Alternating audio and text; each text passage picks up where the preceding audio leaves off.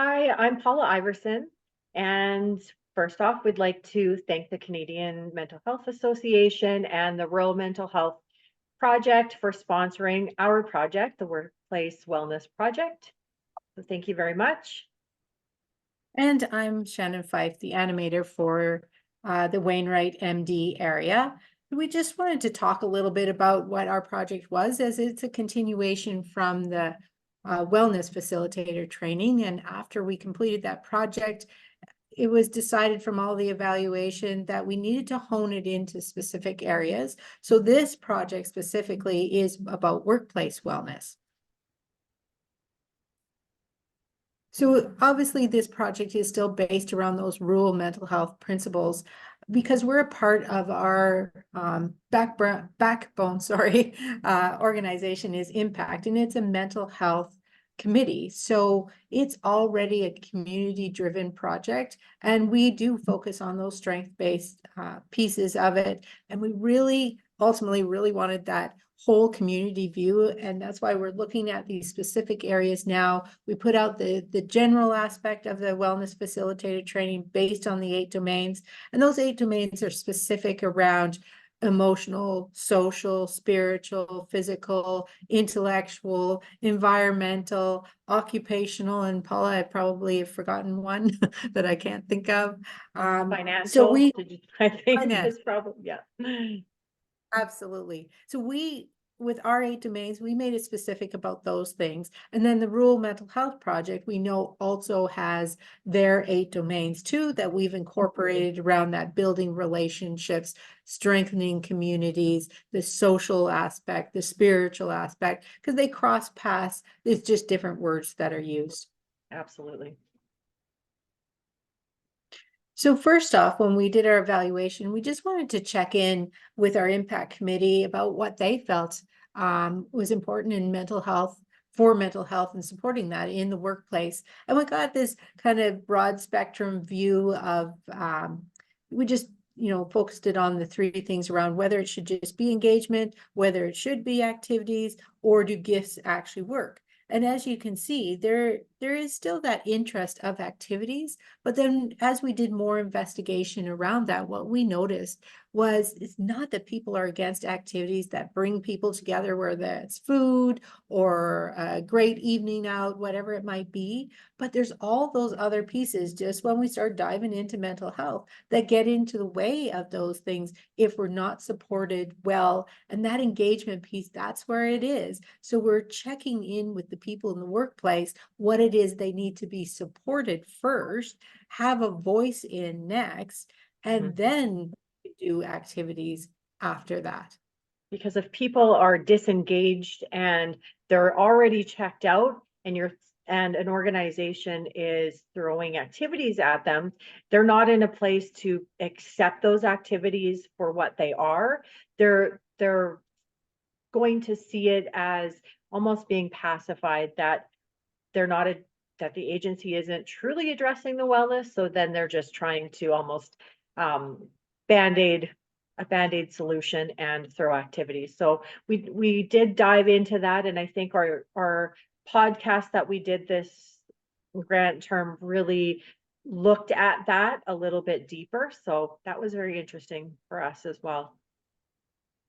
Absolutely. We've kind of continued on that basis, like we were talking about all the 8 domains and the interconnected pieces, because we can't just look at occupational wellness when we're talking about workplace wellness. We know everybody's entire life is included in that workplace. We can't just, sever it like maybe they've been asked people in the past to do, that keep your work separate from your home life.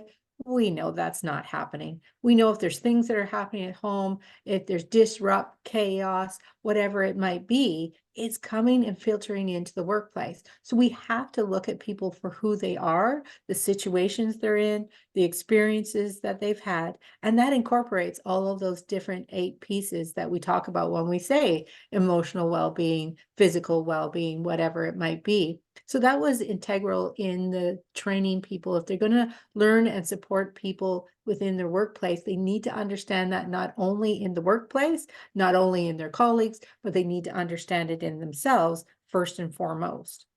Absolutely. And looking at how that for this is a prime example of how being dissatisfied at work, you're bringing that home as well. And then that whole wheel is out of balance and you're not having harmony anywhere because you're taking that home and it's disrupting you, it's impacting you, and it's influencing the way that you're taking care of yourself ultimately.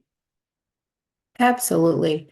And, we wanted to make sure we still have that spin. This is the rural mental health project. So we're not saying the 8 domains, are going to impact you if you live in an urban center in comparison to that rural area. But we do have some specific needs that look different when we live in that rural setting. And part of that really is about the geographic space of where you may go just to do your shopping for your food, let alone those other support aspects in the mental health and well-being pieces of that. So that piece is, we need to understand who our community was, that we have a very big agricultural community.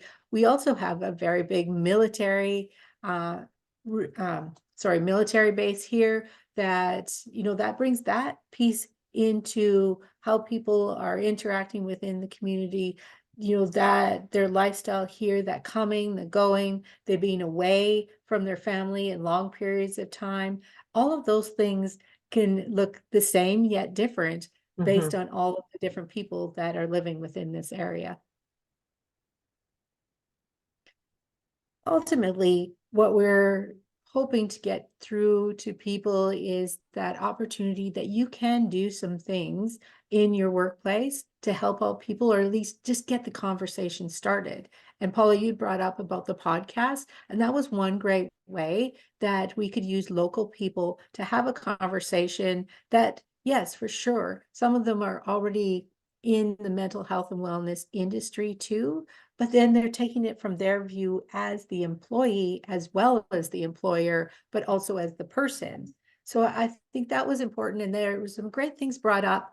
Christina had talked about just doing some small things. It's still okay to do small things, maybe set up a lunch, maybe a breakfast bar or something that brings people together, opportunities for debriefing, all of those things that don't cost a whole lot of money, but bring people together to begin that process of engagement. So it's the chicken and the egg, which comes Mhm. first. Well, sometimes it goes back and forth, which needs to come first, but it doesn't mean you need to say, well, we just don't have the money right now to support that or move down that path. It is just small things. Let's just bring some people together, have a coffee, have a tea, have a yogurt, whatever it is, begin the conversation to open the door about who do I have employed with us? What do they need while we're here? So you don't have to be a specialist in this either. That just by taking our training gives you that background to be able to feel confident to talk around the 8 domains of wellness, incorporate the rural mental health project's 8 domains of wellness as well, but also initiate the processes of the psychological health and safety pieces that organizations are actually obligated to offer within their agency.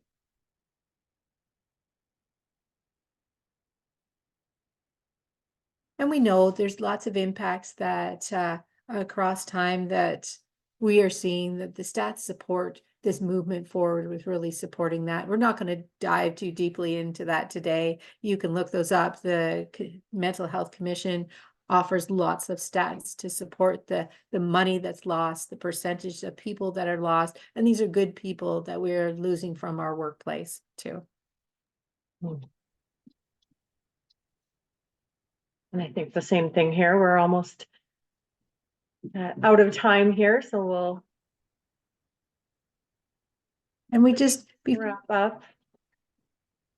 before we end today, we just wanted to show though that our project is having impact, and that's what we're super excited about, is that we made the process really easy. You can either connect through the website, because on that website also has the Mental Health and Wellbeing Resource Center, where we're just slowly incorporating different supports, and they can look completely different from a financial person to maybe it is mental health and addictions, or maybe it is a fitness facility, whatever it is your needs are, they're on there.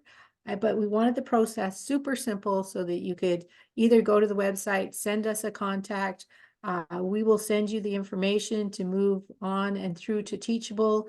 The other programs are still there and accessible as well. It's free. You can And do it at your yes, exactly. own They're all time. free. And I Yes. think what we saw that was a little bit different this time, where we see that people are hearing our message and it's getting out there, is that I think in the beginning, the people that were joining the training and the people that we were connecting with were more from the human service type industry. They're invested in wellness overall in their work. But we connected with someone who is signed up for the training herself, and she's trying to get other colleagues, and they're from construction.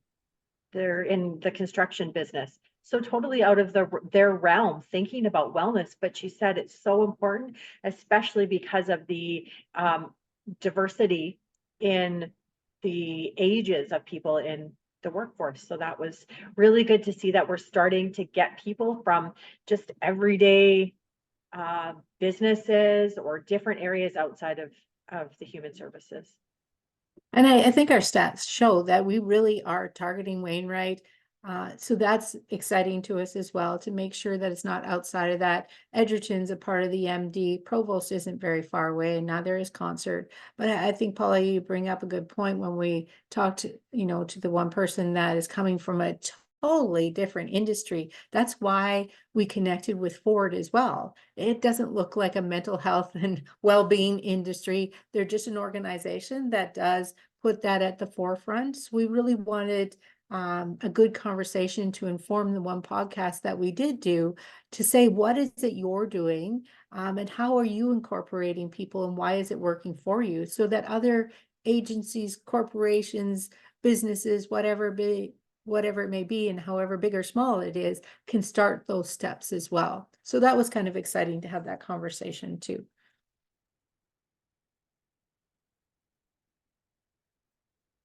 But we just wanted to show that we are slowly increasing those pieces.